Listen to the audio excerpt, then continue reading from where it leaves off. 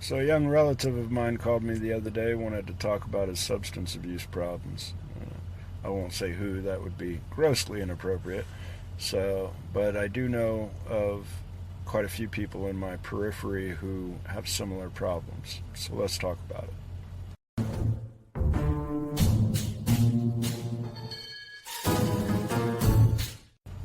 What's up, beautiful people? I am currently parked out here in Central Point, Oregon, waiting to get a service done on my truck before I head north and go home for my birthday weekend. So more on that later. Yeah, last week I got a call from someone I care about, and he was telling me he has issues with alcohol and some other stuff. And like I said, I know a few people that have those issues, and I have my own history with it. So I thought it might make okay content for a video. When I was 13 years old, I went into foster care, where I got introduced to all kinds of drugs that I hadn't done before, and one of those being meth. And I stayed on meth for 5 years, closer to 6 probably. And it helped me be able to concentrate. You know, something about my brain chemistry. It's the same reason that they give ADHD patients Ritalin and basically legal meth, legal speed. I could draw, I could write, I could focus on my music, I could do all kinds of things that I didn't really have the focus for beforehand. And so I did it for a long time, until I was 19 years old and one of my foster brothers got killed. The circumstances surrounding his death kind of broke my brain a bit, or fixed it, I guess, depending on how you look at it. And I got on a train, started traveling around the country, and didn't look back. Even when I came back to Washington, I never went back to Tacoma except to visit for a few hours here and there. And I haven't done any hard drugs since. I do drink. When I quit the drugs, I didn't drink. In fact, don't take anything that I say as advice. I am not an addiction specialist. I'm not a psychiatrist. I'm not a doctor. So let's get all those disclaimers out of the way. But when I quit dope, I also quit drinking for about 4 years. And oh good, the truck next to me shut off his engine. It's hard to figure out when to make a video when you're surrounded by loud diesel trucks. Anyway, I quit drinking for about 4 years, and I was scared to take aspirin. I was somehow in my mind ibuprofen would lead to going back to some of the drugs that I did. I did meth, and I did a little bit of heroin. Because to kill pain.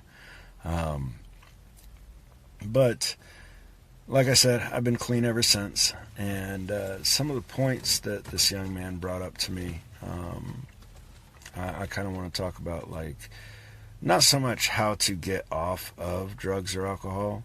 I think that you got to find your right balance in life. But I think a lot of times, you know, there are people who have significant, oh, there goes another engine. There are people who have significant problems with the chemicals themselves and probably need to seek medical intervention. But I find that for the majority of people who are struggling to get off a lot of these drugs, the problem is more the people around them. You know, he was saying, like, he'd go to a bar and to shoot some pool, because that's where the pool tables are. That's why I go to the bar. I could drink at home. I don't need to get drunk at a bar. In fact, I try not to get terribly drunk at the bar. Every now and then I'll catch a light little buzz, but if I want to drink, I'll drink at home. If all the bar served was, root beer and coffee, then that's all I would drink. I go there because the pool tables are there and the live music is there and stuff like that. And I always support Ashley's because they always support me. It's great. But anyway, he go hang out with some friends who he calls friends, and I would say that he probably needs different ones, because a lot of them would say stuff like, you know what, you too good to drink with us now? And to those people, I would say this. I would say that if anyone is trying to better their lives in any way, whether it's to quit drinking, quit smoking, improve themselves physically, because you see this in all aspects. Oh, what, you're going to spend all this time going to the gym instead of hanging out with your boys or whatever, you know. Like, no, look, if someone is trying to improve themselves in any way and you trying to discourage that, well, you're a piece of shit, and you need to work on yourself so that you stop wasting oxygen in this world. Like, fuck you, man, you know. And I think a lot of times, you know, when I quit, like I said, my foster brother got killed. I got on a train. I started traveling around the country. I left everyone I ever knew, left everything I ever knew, and I had the clothes on my back, and that was about it. And I don't regret it a bit. I needed to change my environment. I needed to change the people I was around. And, you know, one of the sucky parts about that is sometimes when you need to change people you're around, sometimes it's people you feel obligated to. Sometimes it's family, you know. So it's real hard, but sometimes you got to look at your mother, you got to look at a sibling or a relative and sit there and go, you know, I wish you well and I love you, but you ain't no good for me to be around, and I got to go my own way. That's a very necessary thing, and it's a lot easier said than done sometimes. I did it. I've been called all kinds of names for it, but in the end, I found that balance in my life. You know, don't get me wrong. There's still plenty of issues I've got of my own. I smoke too much, and I still like to drink from time to time, but I don't really consider that much of a problem for me. I do consider it a problem for some other people that I know that definitely don't need to partake in drinking.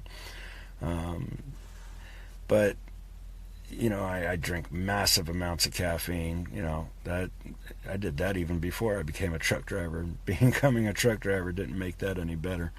So, you know, I have my own issues to contend with, but when you're quitting something that is severely impacting your life, like this young man's problems with alcohol, and like my previous problems with drugs, and you know, a lot of y'all know that my wife had a history with drug abuse and stuff like that.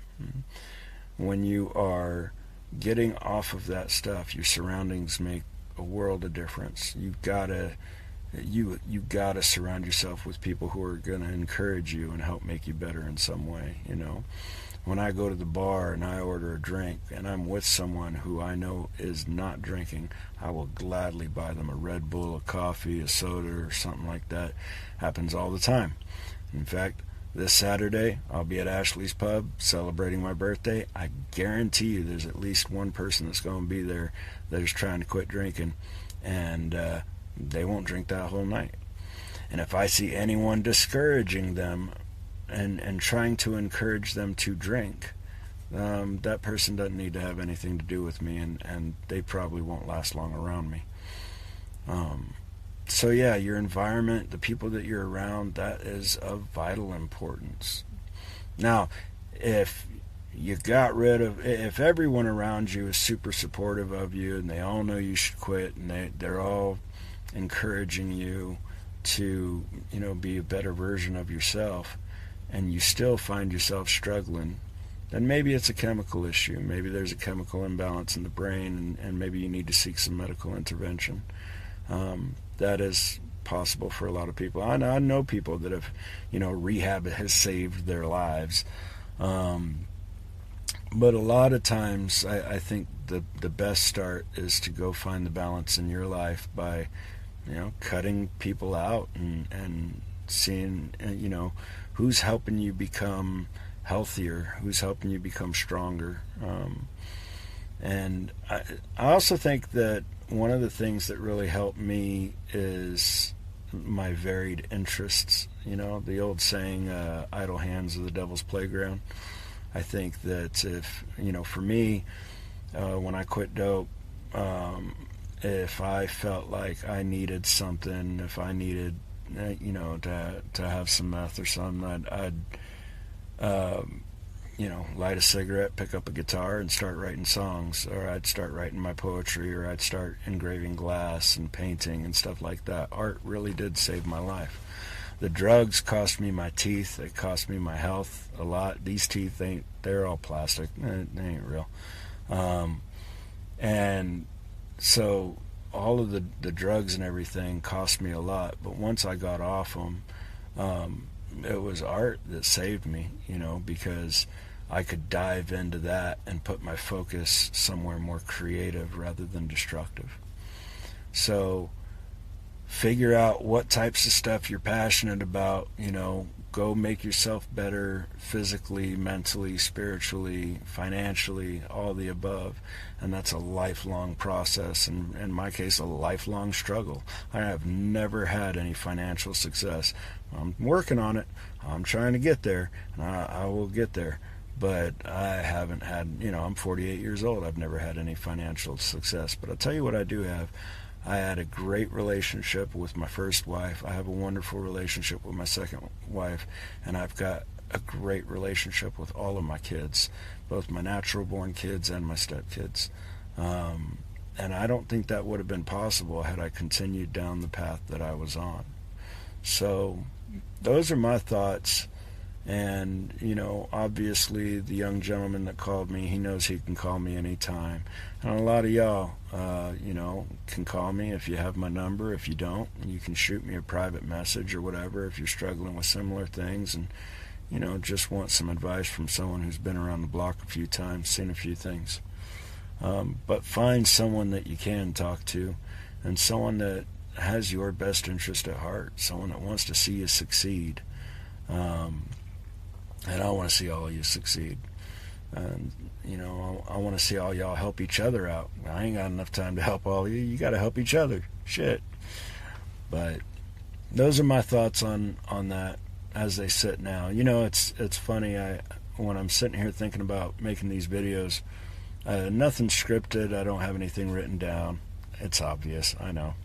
But so I get all these thoughts in my head about how what I'm going to say, and then I turn on the camera and a lot of it just goes away, right? So but those are the thoughts that I've been thinking about for a couple of days, and I just thought I'd bring them up to y'all, and hopefully y'all can help each other out and help out your friends, and look at yourself and understand, like, if you have a friend that's trying to quit drinking and you're sitting there like, oh, come on, one beer won't hurt you, you're being a piece of shit. Knock that shit off. You can't. That person should have nothing to do with you. Simple as that. And quite frankly, people who don't have problems with those issues should have nothing to do with you, because if you ain't rooting for someone to better themselves, how good a friend are you? What are you doing in this world? You're just wasting oxygen. So anyway, back on to more positive notes. It is currently April the 21st in 2026. This Saturday will be my birthday, April 25th, and I will be, I believe, 48 years old. You might have to ask Squirrel on that, because I know I get that one wrong from time to time. I started losing track after 21. But I'm going to be 48 years old, and in the evening of the 25th, we will be at Ashley's Pub House, shooting pool, having fun. If you drink, come have a drink or 13. If you don't, come have a soda, come shoot a few games of pool, let's laugh and have a good time. Also, I have a few blank lighters left. I'm going to save at least 2 of them just for my own artwork and experimentation, and I might sell those later. But if you have a custom lighter, custom Zippo that you want done, give me a holler, and we'll get you set up. Those seem to be fairly popular, but I'm going to move away from them for a little while so that I can experiment with some other stuff. They'll come back, but I don't know when. So, yeah.